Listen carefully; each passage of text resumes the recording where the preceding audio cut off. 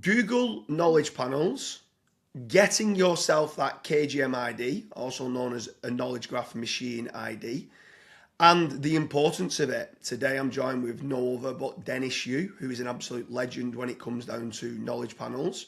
So Dennis, first and foremost, before we start about how to trigger it and more in-depth kind of conversation, is it important initially to have a knowledge panel, and why? It is if people are going to Google your name, your company's products, your company, and you want to dominate the search results with those colored boxes, you want to win an AI search, you want the featured snippets to show up, then yes. If you are just somebody where you're trying to be invisible, then it doesn't matter. But if you're a public figure, if you're an entrepreneur, then by definition, you're a public figure, and that would be important. Yeah. So anyone now that says, I want to be seen in AI, I want to grow my business, I want me to be the founder that's attached to a successful business that I'm really proud of, but they don't have a knowledge panel, what's the first steps for these to try to start going, okay, I'm going to start now working towards getting myself a KGM ID? Well, you can use Google's tool. You don't need to use anyone else's tool, and look yourself up. And we built a tool too, just to show how many other James Dooleys there are to see what the competition is. And then usually you'll get a few other people. Maybe you'll be unlucky and there's like an athlete or a porn star or someone like that. But even if there is, you can still get your knowledge panel. It's a matter of you have to decide, what am I really known for? What have I achieved? What am I notable for? And it's not the Wikipedia notable. It's a different kind of notable. Are there citations and facts that are not from your websites, not from your social media, that show credibly that you are someone who is worth listening to about a particular topic or having achieved a certain result? So that should tie with your why. That should tie with the reason why you started your business if you're an entrepreneur. That should tie with the expertise that you have. But most people, they don't have the footprint of all the social media. They don't have a personal brand site. They don't have schema on the company site and the personal brand site. Their company about is really their personal about, and they have all this confusion, which creates disambiguation. But if you get that basic layer sorted out, which literally schema with WordPress takes care of half of that, then get on other people's podcasts, interview other people that you think should be notable or are notable in the area that you want to be known for. Take those podcast episodes, and those each become a chapter in a book, and you can use your favorite AI to turn it into a book, put it on Amazon, have the print and Kindle copies, put $1 a day against it, make it a bestseller, take a screenshot showing your bestseller, then it's driving traffic. You repurposed all those podcast episodes to YouTube, and now you have this virtuous circle. So no matter where Google is looking, they look on social media, they look at Grokpedia, which is sort of its own little thing. They look at, X, they look at Facebook, they look at people's blogs, and all of those corroborate, yes, this is James Dooley. So with regards to that, there's quite a lot of stuff in there then that I need to kind of unfold a little bit. So you're talking about disambiguation. For anyone who's listening to this that isn't familiar, obviously it's a very well-known term used within the knowledge panels. Can you just explain what disambiguation means between obviously different kind of people with the same name and stuff like that? I mean, you want to show that you are distinct. If there's this John Smith and this John Smith, how do we know that it's the same John Smith? Maybe you have a business name, ABC Plumbing. Well, how many other ABC Plumbings are there? Well, that's when you go down to the facts of the name, address, and phone. That's when you go down to the other entities that are attached to that particular company or that particular person. So if you think about that entity, how clear is that entity? So the entity could be, a person, a place, a whatever, a company. But we say, James Dooley, let's say, as a person, that entity. What are the facts about that entity? What was your date of birth? Who are your relatives? What books have you written? What companies are you involved in? What are all the facts that Detective Google would find in researching you? And a lot of people, because of the way they do hypertext, or because they create pages the wrong way, or because they don't have a personal brand website and they use their company about, all of those things create confusion. So disambiguation is just a fancy way of saying, reduce the confusion so we have clarity on information tied to each particular entity, and then how those entities are connected. If the entities are, if that structure is set up properly, including all the social medias for each of the names, and then that information is connected together, then it sends a very clear signal, and Google can be very sure, yes, this is James Dooley. Yes, this is Dennis. So, and that leads me on to the next question, because you said about connecting the entities together, right? And you mentioned earlier about getting a personal branded website. So for me, it's like jamesdooley.com. And some people call it different things. Some people call it like the entity hub, the brand hub, or whatever it is. And that's the central source of who you are and what you do. And then you said there about getting schema with the same as and linking it to exactly like your social profiles and stuff like that. So Yeah. pretty much everyone should have like a Twitter, a Facebook, a YouTube, and all the basics, Yeah. and linking through to it. Obviously, you speak about the dollar a day amplification. If anyone doesn't know what it is, check out the link in the description, which kind of builds up the popularity. But you mentioned podcasts. Should, if you, let's say you're on this podcast now, would you, on your own entity hub, would you go and do a post about this podcast and then wrap that in schema, or do you just wrap it in schema just on one podcast page for all the different podcasts, or each individual podcast do you go and then do a dedicated URL and link to that podcast? You've been listening to Jason Barnard, because that's what he would say. One page for each of these that are all linked together. But when you look at that, it looks like someone is designing that for the robot. And I get it. Like, you want to have, subject, verb, direct, object. You want to, categorize everything the right way. In an ideal world, yes. But I think practically speaking, it's this. If you have a relationship, and there's proof of it, like you and I have done multiple podcast episodes, and that's distributed on blog posts on YouTube. YouTubes are embedded inside the blog posts, and we use schema to identify the objects that are within that page. And yes, if it's an important object, then we'll have a whole page for it, and it ties to other related sorts of topics and objects and all the things that you would do as SEO. Yeah, you would do that. But I think literally it's as simple as saying, what of all the different things I want to be known for, of all the people that I know, can I prioritize the top 2 or 3 topics, the top 2 or 3 people I want to be associated with? And is there long form content like a podcast episode? Because I think the podcast, I don't want to be in a podcast. It's not that I'm trying to be a podcaster. It's that the podcast, which is usually 45 minutes or so, is the easiest, most effective way to gather a whole lot of content in one go. And then that can be repurposed 100 different ways, literally. Chopped up clips, social media edits, articles, chapters in a book, like so many different ways to be able to use it. We call repurposing it in many different ways. So I like podcasting as a hack, because I only need to sit down with someone once or twice, and then I've got content for days, and then that enhances their ability to show up on Google. That my stuff will show up in their knowledge panel, and vice versa. My favorite part of the knowledge panel is not when people look for, because if you Google my name, you'll see the knowledge panel and all that. But when you look at like Neil Patel or Mari Smith or other people that are well known in digital marketing, it'll also say people also look at Dennis Yu and these other people, right? That's when you know, because when you're connected to these other people, you speak together, you tag them on Facebook, but not in an annoying sort of way. You reference them by saying, here's one thing that, Gary Vaynerchuk told me, and you show a picture of you and Gary Vaynerchuk. That shows that you are, I'm not even doing it for Google. I'm doing it because it shows the audience that you're credible, right? Yeah. So that notability and credibility of what you're doing, does that then, with, let's say someone types in Neil Patel, you've got people also search for, is there any other ways of getting in there, or is it just come down to how much noise you have together and the connections together? Or is it related to, because it says people also search for, like, is the follow-on questions or follow-on kind of, the search for Neil Patel and then they've gone and searched for Dennis Yu, for example? It's when people who consume Neil Patel's content, people who consume my content, and that's a Venn diagram, and there's that overlap, that oval, that football shape in the middle. That's what Google's looking at. Just like with YouTube, right? If you I was in Turkey last month, Göbekli Tepe, researched ancient civilizations, the stuff that's 6,000 years older than the pyramids, and it starts showing me stuff that not only is related to Graham Hancock, who talked about that, but also on that topic.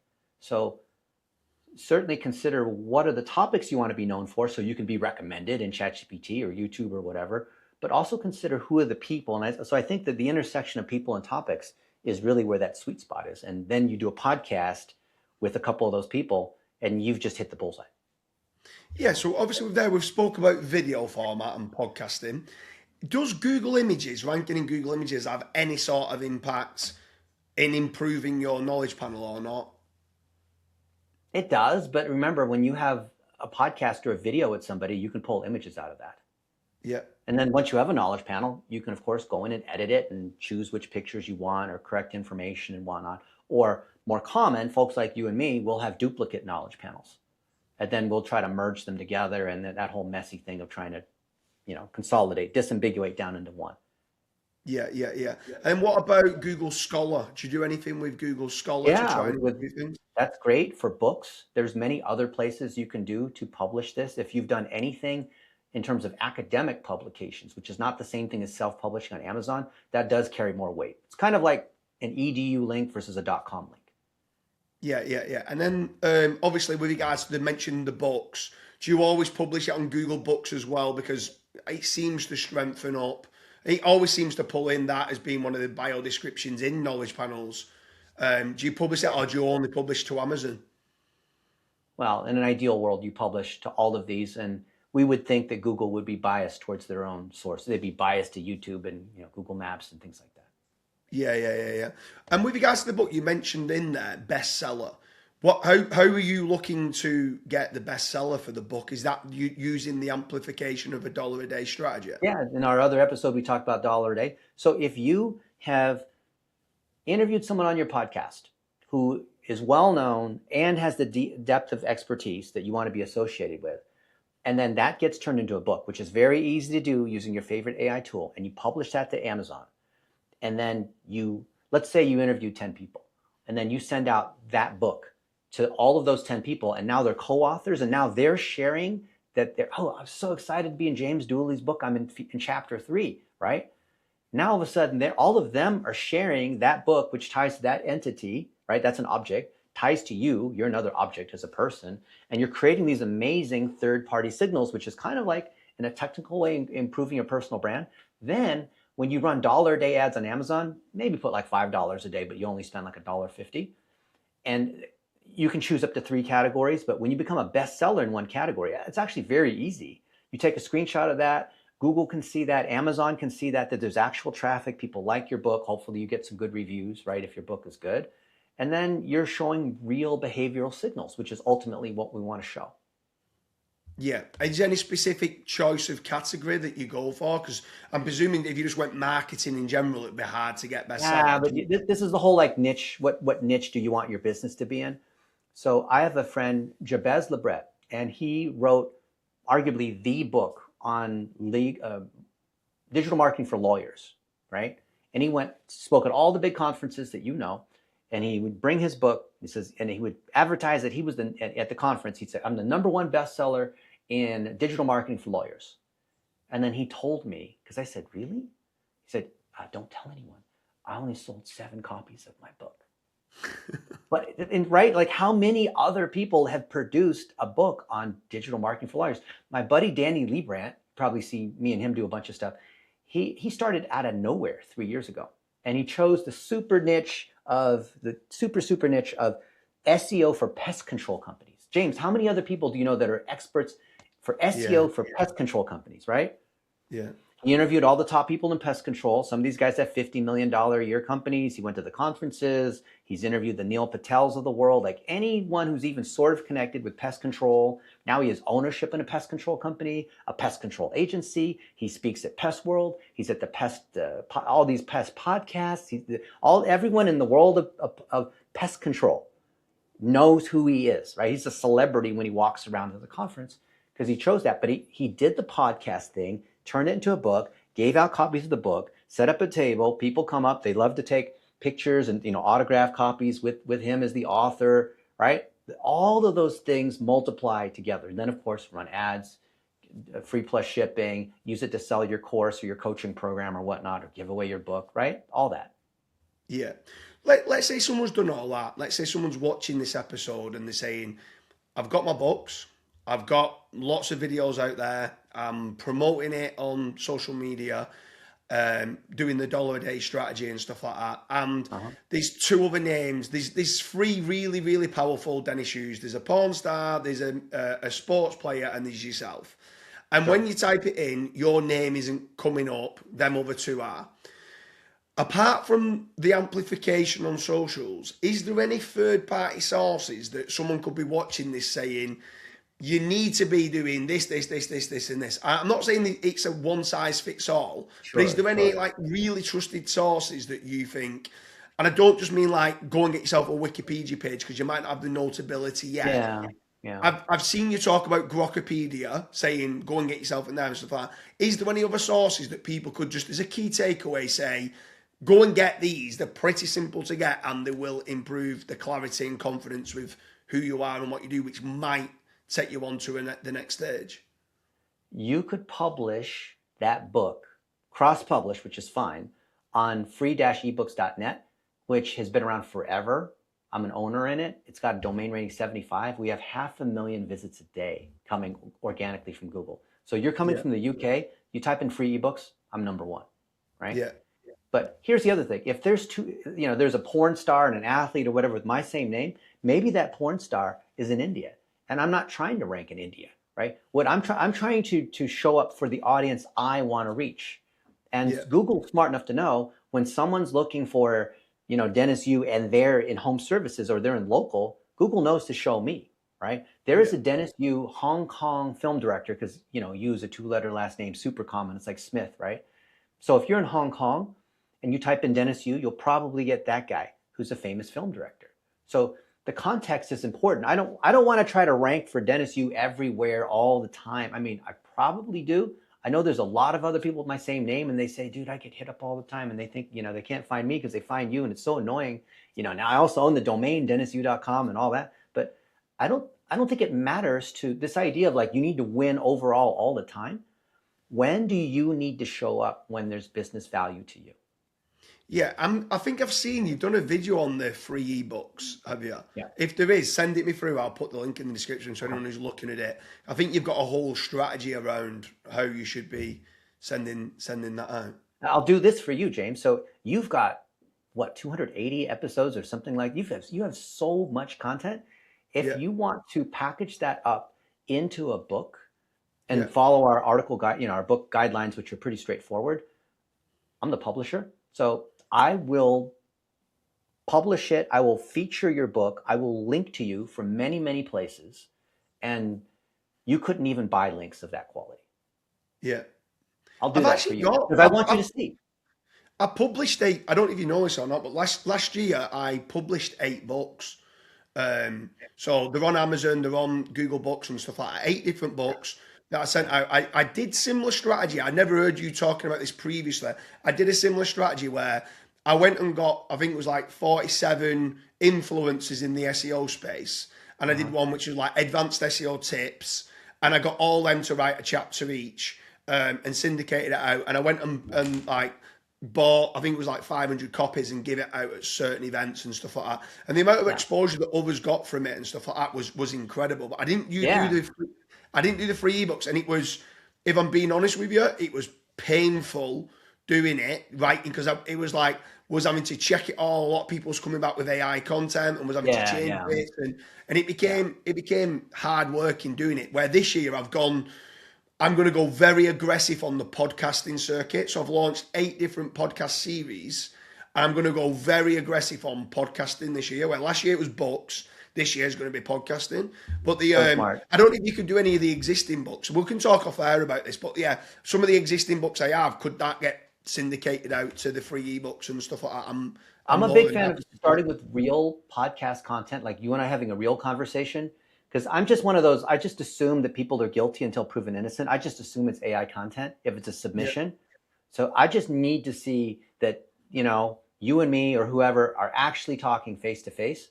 Yeah. And I'm trying to prove to the AI beyond a shadow of a doubt that this is not AI generated, which is why I want to see you, I'll fly out to Manchester later this year. We'll record like a whole bunch of these all at once to show that this is real. We'll even live stream it to prove this was real. Let's do it. I'm more than up for it. We can, I And I will, like I said, we'll can do a whole playlist about what we did, why we did it, and so on and so on. Yeah. I think it'll be incredible. So anyone who's watching this with regards to knowledge panels, is there anything else that we've missed there about specifically about knowledge panels, improving KGM IDs, that people who's watching this are like, okay, I need to now take this to the next level. I understand from a previous video I've watched, I'm on about the people watching this, that personal branding is not ego, it's risk management. You need to be doing it. In my opinion, if you're wanting to grow a business and wanting to be the entrepreneur, you need that personal brand, you need that knowledge panel. Is there anything else as a key takeaway that you think that the users should know? So clearly, if you're watching this, you want to get a knowledge panel or you want to get a stronger knowledge panel. But consider this. If you are podcasting with other people who will all say yes, believe it or not, even if they're a big deal, and they have a knowledge panel, they're notable, they have authority and credibility, then you, by interviewing them, actually enhance their knowledge panel. And then by associating with them, when people look up their name, it might also show you.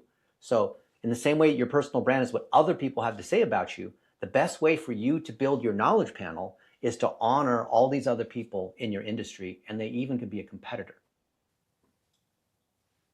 Incredible advice there, Dennis. Dennis, it's been an absolute pleasure.